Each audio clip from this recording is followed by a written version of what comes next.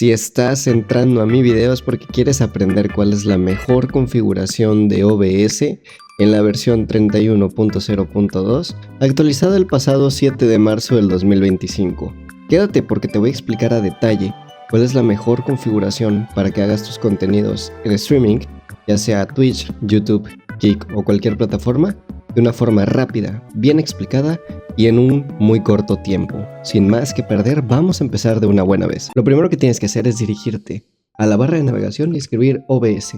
Te aconsejo que lo abras de manera como administrador. Esto es para que se eficientice el uso de recursos y Windows lo reconozca como una aplicación a la que le dé más prioridad.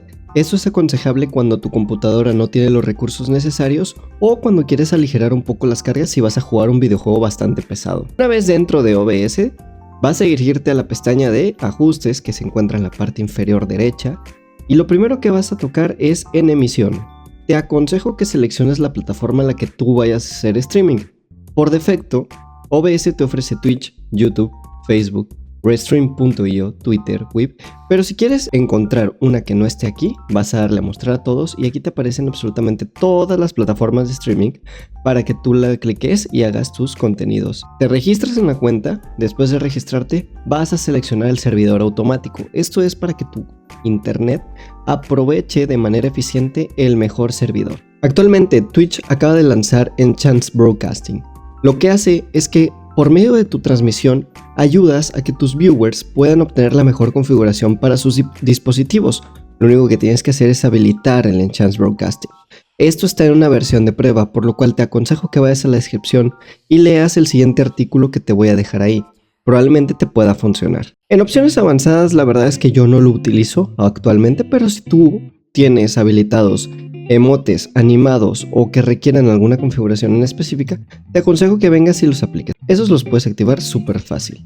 Sin más que decir, vamos a salida. Y aquí es donde está probablemente la mayor parte de este tutorial. Lo primero es que si tú no tienes la ventana en avanzado, te aconsejo que la cliques porque en esto es donde vamos a abordar este tutorial. Lo primero de todo es que tú estás viendo que aquí tengo seleccionadas unas pistas de audio. Eso es para que yo pueda streamear la música sin que se escuche cuando se guarde el VOD del streaming. Eso te lo puedo explicar en otro tutorial. Aquí lo que tienes que poner atención es en el codificador de video.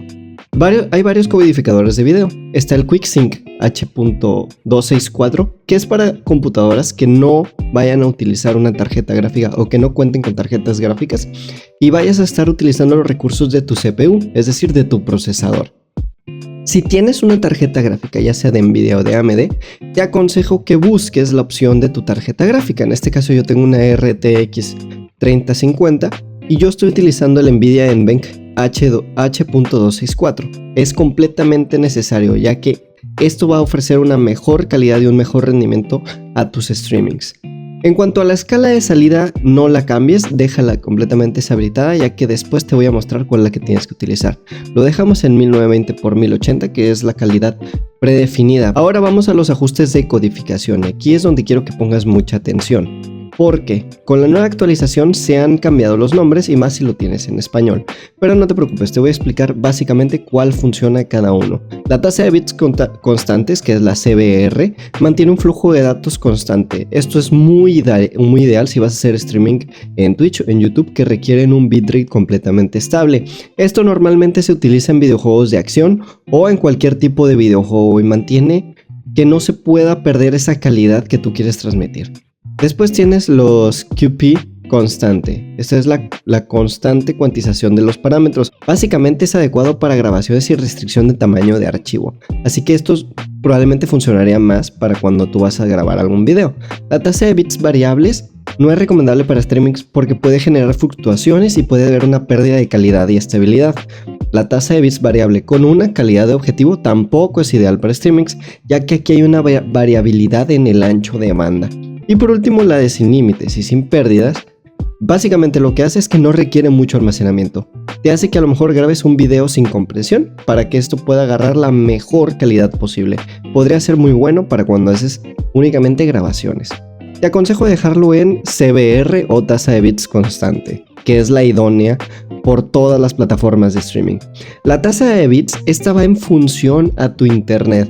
Tú lo que necesitas es ir a hacer un test de internet y revisar cuánta subida tienes. Si tienes aproximadamente 50, 60, 70 de subida, lo regular o lo aconsejable es dejar en 6000 kilobytes por segundo para que tengas una perfecta transmisión en vivo. Yo en este caso la estoy utilizando en 6500 y velo revisando en función a tu internet. Te aconsejo que si tienes un internet un poquito más deficiente, no pongas tan altos estos valores, ya que pueden afectar considerablemente a la transmisión y también al internet en tu casa. Después vienen los intervalos por segundo, básicamente para que funcione de manera eficiente el contenido que tú estás transmitiendo en vivo. Después tenemos los preajustes de calidad. Estos varían en función a cuánta carga le vas a meter a tu computadora mientras estés haciendo un contenido. Si es un contenido de bajo impacto, es decir, como reacciones, juegos que no involucren una alta demanda de tu tarjeta gráfica, puedes variar y a lo mejor subir la calidad de estos preajustes. Sin embargo, si vas a jugar juegos como shooters o juegos que son de tipo historia, muy pesados, que demanden una gran cantidad de recursos, te aconsejo que tus preajustes se vayan al preajuste 4, preajuste 5 y ya en el peor de los casos al preajuste 3, pero considera que esto va a bajar la calidad de tu streaming, así que aquí tienes que probar cuál es el que más te funciona. Los ajustes de alta calidad, latencia baja o latencia ultra baja son básicamente para cómo tu computadora va a transmitirle al servidor a donde tú vas a estar haciendo contenido la calidad de los ajustes del OBS. Entonces en este caso, por ejemplo, lo puedes dejar en calidad alta y no hay ningún problema. Esto no genera nada de impacto en los recursos de tu computadora.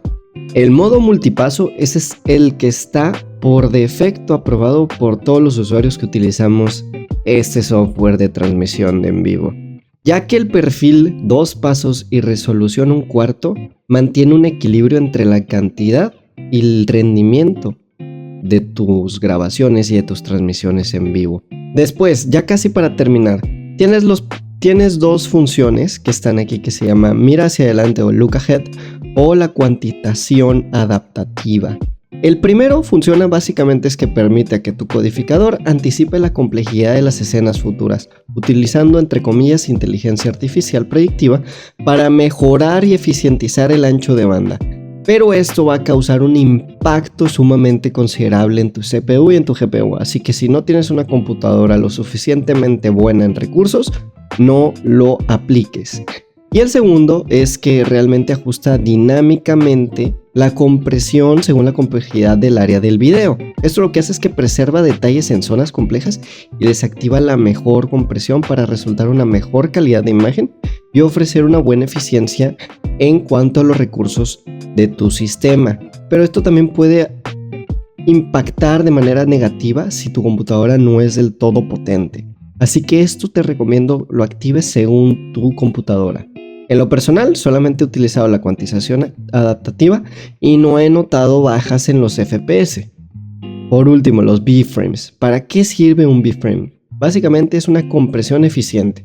Lo que hace es que reduce y controla la calidad y el tamaño del archivo que tú estás transmitiendo en vivo para ofrecer una buena calidad estable y que no haya ninguna pérdida de calidad entre cada una de las actividades que tú hagas cuando estés transmitiendo en directo. Para finalizar, en el audio te aconsejo que lo dejes a 320 porque es la mejor ecualización y el mejor sonido y la mejor configuración que puedes obtener en cuanto al audio.